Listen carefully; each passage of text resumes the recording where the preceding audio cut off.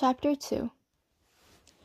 I pressed my forehead against the window and watched the dusty summer hills roll past.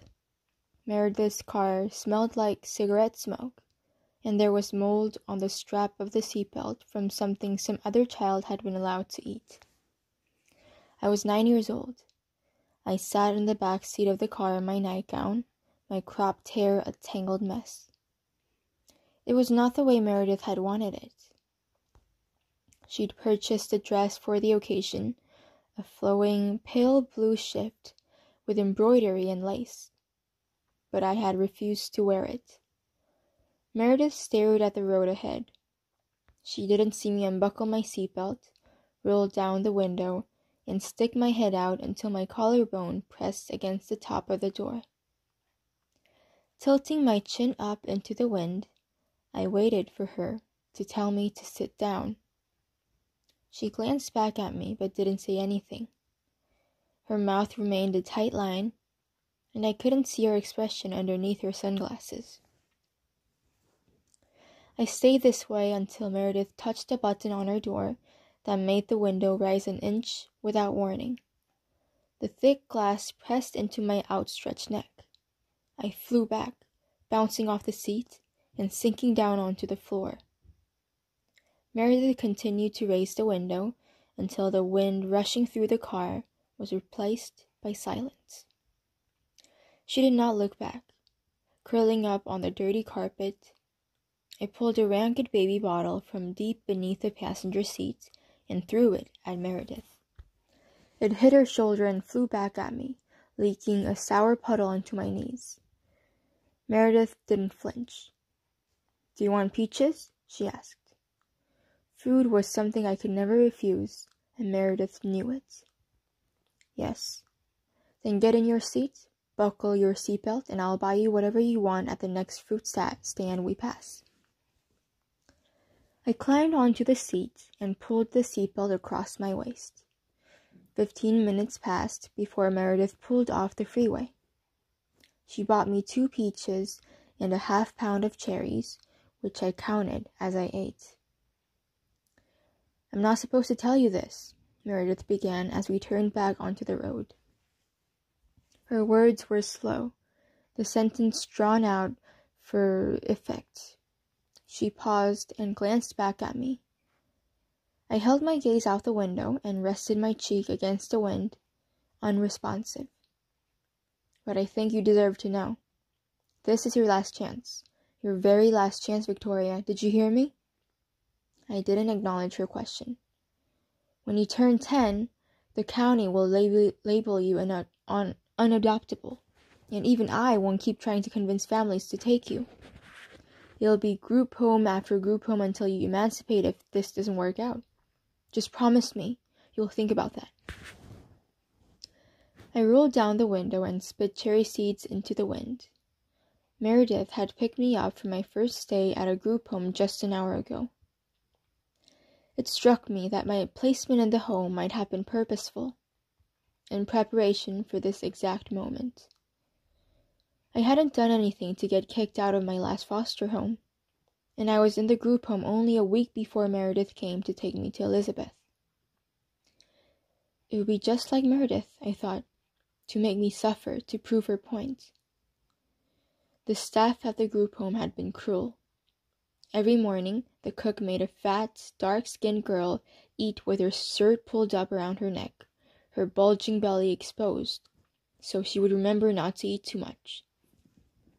Afterward, the house mother, Miss Gale, chose one of us to stand at the head of the long table and explain why our family didn't want us. Miss Gale picked me only once, and since I was abandoned at birth, I got away with saying, "My mother didn't want a baby."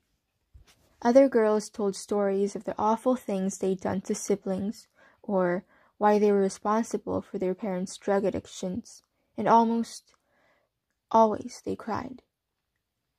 But if Meredith had placed me in the group home to scare me into behaving, it hadn't worked. Despite the staff, I liked it there. Meals were served at regular hours. I slept under 2 blankets, and no one pretended to love me. I ate the last cherry and spit the seed at the back of Meredith's head. "Just think about it," she said again, as if to bribe me into contemplation.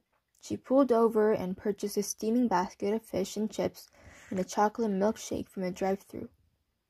I ate quickly, sloppily, watching the dry landscape of the East Bay turn into the crowded chaos of San Francisco, and then open up into a great expanse of water. By the time we crossed the Golden Gate Bridge, my nightgown was covered in peaches, cherries, ketchup, and ice cream. We passed dry fields, a flower farm, and an empty parking lot, and finally came to a vineyard. The vines, neat stripes on the rolling hillside.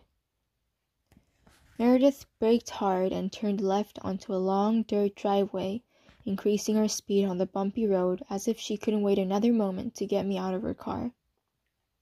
We went flying past picnic tables and rows of carefully tended, thick-trunked grapevines growing on low wires. Meredith slowed slightly at her turn before picking up speed again and driving toward a gathering of tall trees in the center of the property, dust billowing around her county car. When she stopped and the dust cleared, I saw a white farmhouse. It stood 2 stories tall with a peaked roof, a glass-enclosed porch, and lace curtains covering the windows. To the right was a low metal trailer and more than one slumping shed, toys, tools, and bikes scattered between them. Having lived in a trailer before, I immediately wondered if Elizabeth would have a fold-out couch, or if I would have to share her bedroom. I didn't like listening to people breathe. Meredith didn't wait to see if I would get out of the car voluntarily. She unbuckled my seatbelt, grabbed me under my arms, and pulled me, kicking to the front of the large house. I expected Elizabeth to come out of the trailer, so I had my back to the front porch and didn't see her before feeling her bony fingers on my shoulder. Shrieking, I bolted forward, sprinting on bare feet to the far side of the car and then crouching down behind it. "She doesn't like to be touched," I heard Meredith say to Elizabeth with obvious annoyance. "I told you that. You have to wait until she comes to you." It angered me that she knew this. I rubbed the skin where Elizabeth had grabbed me, erasing her fingerprints, and stayed out of sight behind the car. "I'll wait," Elizabeth said. "I told you I'd wait, and I don't intend to go back on my word." Meredith began to recite the usual list of reasons she couldn't stay to help us to get to know each other. An ailing grandparent, an anxious husband, and her fear of driving at night. Elizabeth's foot tapped impatiently near the rear tire as she listened. In a moment, Meredith would be gone, leaving me exposed in the gravel. I crawled backward, low to the ground. Darting behind a walnut tree, I stood up and ran. At the end of the trees, I ducked into the first row of grapes, hiding within a dense plant, the loose vines, and wrapped them around my thin body. From my hiding spot, I could hear Elizabeth coming toward me, and by adjusting the vines, I could see her walking along one of the aisles. I let my hand drop from my mouth with relief as she passed my row. Reaching up, I picked a grape from the nearest bunch and bit through the thick skin. It was sour. I spit it out and smashed the rest of the bunch one at a time under my foot, the juice squishing between my toes. I didn't see or hear Elizabeth come back in my direction, but just as I began to smash the second bunch of grapes, she reached down into the vines, grabbed me by the arms, and pulled me out of my hiding spot. She held me out in front of her. My feet dangled an inch above the ground while she looked me over. "I grew up here," she said. "I know all the good hiding spots." I tried to break loose, but Elizabeth held firmly to both my arms. She set my feet down on the dirt, but did not loosen her grasp. I kicked dust onto her shins, and when she didn't release my arms, I kicked her ankles. She did not step back. I let out a growl and snapped my teeth toward her outstretched arm, but she saw me coming and grabbed my face. She squeezed my cheeks until my jaw loosened and my lips puckered. I sucked in my breath in pain. "No biting," she said, and then leaned forward as if she would kiss my pink puckered lips, but stopped inches from my face, her dark eyes drilling into mine. "I like to be touched," she said. "You'll have to get used to it." She flashed me an amused grin and let go of my face. "I won't," I promised. "I won't ever get used to it." But I stopped fighting and let her pull me up the front porch and inside the cool, dark house.